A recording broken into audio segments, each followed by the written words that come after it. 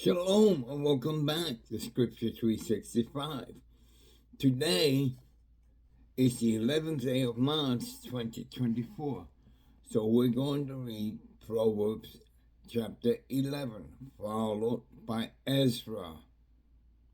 Now in Ezra, I somehow skipped chapter 7. So we're going to read Ezra chapter 7. And then we're going to follow up with Ezra chapter 8 again. And if we have time, we're going to read chapter 9. So sit right back and join me in reading of Proverbs chapter 11, starting on verse 1. False scales are an abomination to Yahowah. An honest way pleases him. When arrogance appears, disgrace follows. But wisdom is with those who are unassuming. The integrity of the upright guides them. The divisiveness of the treacherous leads them to ruin. Wealth is of no avail on the day of wrath, but righteousness saves from death. 5. The righteous is the blameless man.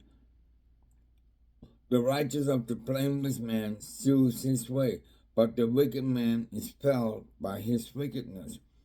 The righteousness of the upright saves them, but the treacherous are trapped by their malice. At death the hopes of the wicked man are doomed, and the ambition of evil men comes to nothing. The righteous man is rescued from trouble, and the wicked man takes his place. The impious man destroys his neighbors through speech, but through their knowledge the righteous are rescued. 10. When the righteous prosper, the city exults. When the wicked perishes, there are shouts of joy. A city is built up by the blessing of the upright, but it is torn down by the speech of the wicked. He who speaks contemptuously of his fellow man and devoid of sense, a prudent man keeps his peace. A base fellow gives away secrets, but a trustworthy soul keeps a confidence. For want of strategy an army falls, but victory comes with much planning. 15. Harm awaits him who stands surety for another. He who spurns pledging shall be secure. A graceful woman obtains honor. Ruthless men obtain wealth. A kindly man benefits himself. A cruel man makes trouble for himself. The wicked man earns illusory wages, but he who sows righteousness is a true reward. Righteousness is a prop of life, but to pursue evil leads to death. 20. Men of crooked mind are an abomination to Yah, but those whose way is blameless please him. Assuredly, the evil man will not escape, but the offspring of the righteous will be saved. Like a gold ring in the snout of a pig, it is beautiful. Is a beautiful woman bereaved of sense. What the righteous desire can only be good. What the wicked hope for stirs wrath. One man creates generously and ends with more. Another stands on doing the right thing and incurs a loss. 25.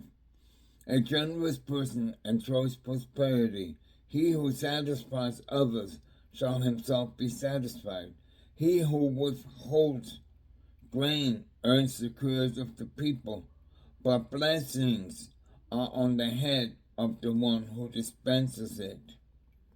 He who earnestly seeks what is good pursues what is pleasing. He who is bent on evil, upon him it shall come.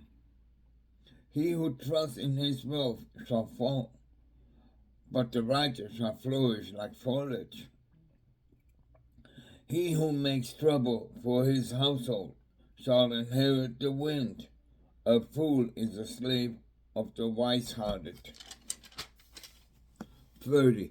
The fruit of the righteous is like a tree. A wise man captivates people. Of the righteous on earth get their desert. How much more the wicked man and the sinner. Thus concludes the reading of Proverbs chapter 11. Let's go to Ezra chapter 7, starting on verse 1. After this event, during the reign of King Xerxes of Persia, Ezra, son of Sariah, son of Azariah, son of Kilgiah, the Shalom, son of Zadok, son of Achtiah, son of Amariah, son of Azariah, Amarat, son of Zechariah, son of Uzai, son of Buki, son of Abishua, son of Pinchas, son of Eleazar, son of Aaron, and the chief Cohen. That evening came up from Babylon a scribe, expert in the teaching of Moses, which God of Israel had given, whose request the king had granted in its entirety, thanks to the benevolence of Yah toward them. Some of the Israelites, the Kohanim and Leviim, the singers and gatekeepers and the temple servants, set out for Jerusalem in the 9th year of King Xerxes. Arriving in Jerusalem on the 5th month in the 7th year of the king. In the first day of the first month, the journey up from Babylon was started, and on the first day of the 5th month, they arrived in Jerusalem, thanks to the benevolent care of his God for him. 10. For Ezra had decided himself to study the teaching of Yah so as to observe it and to teach laws and rules to Jerusalem. The following is the text of the letter which the king Xerxes gave Ezra, the Kohanim scribe, a scholar in matters concerning the commandments of Yah and his laws to Israel. Xerxes, king of kings, to Ezra the Kohanim, scholar in the law of the God of heaven, and so forth. And now, I hereby issue an order that anyone in my kingdom who is the people of Israel and its Kohanim and Leviim who feels impelled to go to Jerusalem may go with you. For you are commissioned by the king and his 7 advisors to regulate Yehudah and Jerusalem according to the law of your God, which is in your care. 15. And to bring the freewill offering of silver and gold, which the king of his advisors made to the God of Israel, whose dwelling is in Jerusalem. And whatever silver and gold that you find throughout the province of Babylon, together with the freewill offerings that the people and the Kohanim will give to the house of their God, which is in Jerusalem. You shall therefore with dispatch acquire with this money bulls, rams, and lambs, with their meal offerings and libations, and offer them on the Mizpah of the house of your God in Jerusalem. And whatever you wish to do with the leftover silver and gold, you and your kinsmen may do in accord with the will of your God. The vessel for the service of Yah's house, the vessel of service of the house of your God that are given to you, delivered to Yah in Jerusalem. 20. And any other needs of the house of your God that it falls to you to supply, to do from the royal treasury. I, King Xerxes, for my part, hereby issue an order to all the treasurers in the province of beyond the river, that whatever request Ezra the Kohanim, scholar in the law of the God of heaven, makes you is to be fulfilled with dispatch, up to the sum of 100 kilos of silver, 100 kol of wheat, 100 batim of wine, and 100 batim of oil, and salt without limit. Whatever is by order of the God of heaven must be carried out diligently in the house of the God of heaven, else wrath will come upon the king and his sons. We further advise you that it is not permissible to impose tribute, poll tax, or land tax on any Kohanim, Levi, singer, gatekeeper, temple servant, and other servants of the house of Yah. 25. And you, Ezra, by the divine wisdom you possess, appoint magistrates and judges to judge all the people in all the province of beyond the river who know the laws of your God, and to teach those who do not know them. Let anyone who does not obey the law of your God and the law of the king be punished with dispatch, whether by death, corporal punishment, confiscation of possession, or imprisonment. Blessed is the God of our fathers, who puts it into the mind of the king to glorify the house of Yah in Jerusalem, and who inclined the king and his counselors and the king's military officers to be favorably disposed toward me. For my part, thanks to the care of Yah for me, I summoned up courage and assembled leading men of Israel to go with you. Chapter 8. These are the chief of the clans of the register of the genealogy of those who come up with me from Babylon to the reign of King Xerxes, the sons of Pinosh, Gershom, the sons of Itamar, Daniel, the sons of David, Hattush, the sons of Sheshana, the sons of Parosh, Zedekiah. Through him, the genealogy of 150 male were registered. Elionesi, son of Sariah, of the sons of Pahadamoth, and with him 200 males. Of the sons of Sheanai, son of Yisrael, and with him 300 male.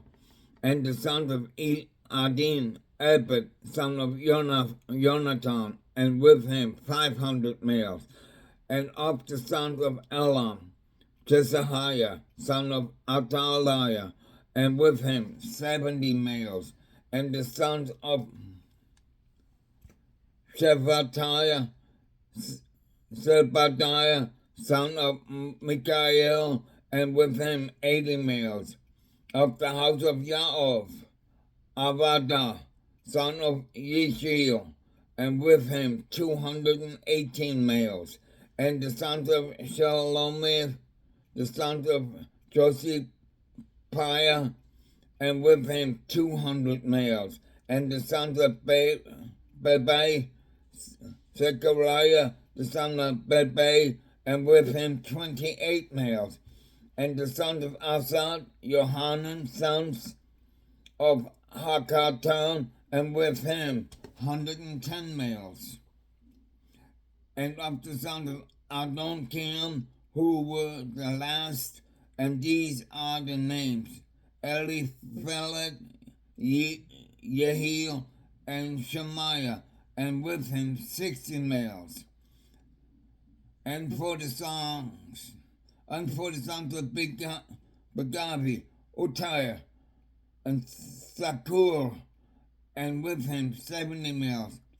These I assembled by the river that enters a harbor, and were encamped there for 3 days. I refuted the people and the Kohanim, but I did not find any Levium there.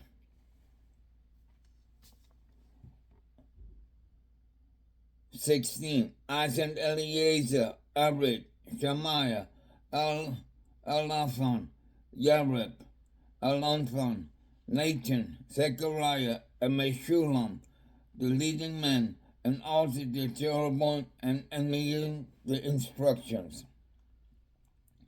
I gave them an order for Iddo, the leader of the place, called Sifa. I gave them a message to convey to Iddo and his brothers, temple servants, at the place called Cyprus, that they should bring us attendance for the house of our God. Thanks to the benevolent care of our God for us, they brought us a capable man of the family of Malik, son of Levi, son of Israel, and Sherebiah, and the sons and brothers, 18 in all, and Hashabiah, and with the Yezaiah of the family of Merari, his brothers and their sons, 20 in all, 20. And the people, servants from David, and the officers that appointed of the service of the Levium, 220 servants, temple servants, all of them listed by name. I proclaimed a fast for the day, for there by the Yahowah river, to afflict ourselves before our God, to beseech him for a smooth journey for us and for the children and for all our possessions. For I was ashamed to ask the king for soldiers and horsemen to protect us against the enemy on the way, since we had told the king, the benevolent care of our God is for all who seek him, while his fierce anger is against all who forsake him. So we fasted and besought our God for this, and he responded to our plea. Then I selected 12 of the chiefs of Kohanim, named Sherebiah and Hashabiah, with the 10 of the brothers, and I weighed out to them the silver, the gold, and the vessels, the contributions of the house of our God, which the king, his councils and officers, and all Jerusalem who were present had made. I entrusted to their safekeeping the weight of 650 talents of silver, 100 silver vessels of 1 talent each, 100 talents of gold, also 20 gold bowls with 1,000 darius, and 2 vessels of good shining bronze, as precious as gold. I said to them, you are consecrated to Yah, and the vessels are consecrated, and the silver and gold are freewill offerings to Yah of your fathers.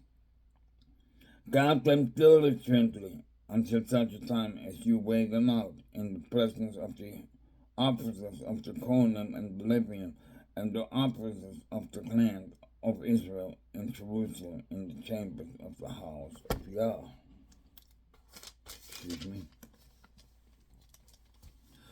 30. So the Kohanim and Levium received the cargo of silver and gold and vessels by weight, to bring them to Jerusalem, to the house of our God. We set out for Jerusalem from the Yahowah river on the 12th of the first month. We enjoyed the care of our God, who saved us from enemy ambush on the journey. We arrived in Jerusalem and stayed there 3 days. On the 4th day, the silver, gold, and vessels of weighted way out in the house of our God, into the keeping of Memoth, son of Uriah, the Cohen. With them was Eleazar, son of Pinach, Josaphat, son of Yeshua, and Noadid, son of Benai, the Levium, who were with them. Everything accorded as the number and weight, the entire cargo being recorded at that time. 35. The returning exiles who arrived from captivity made burnt offerings to the God of Israel, 12 bulls for all Israel, 96 rams, 77 lambs, and 12 he-goats as a purification offering to all this a burnt offering to Yah. They handed the royal orders to the king's satraps and the governors of the province of beyond the river, who gave support to the people and the house of Yah. This concludes the reading of Proverbs and Ezra. Join me again tomorrow for further reading in Proverbs and Ezra. May the Lord shine his light upon your path and lead you into righteousness and give you shalom in Yeshua's name. Amen.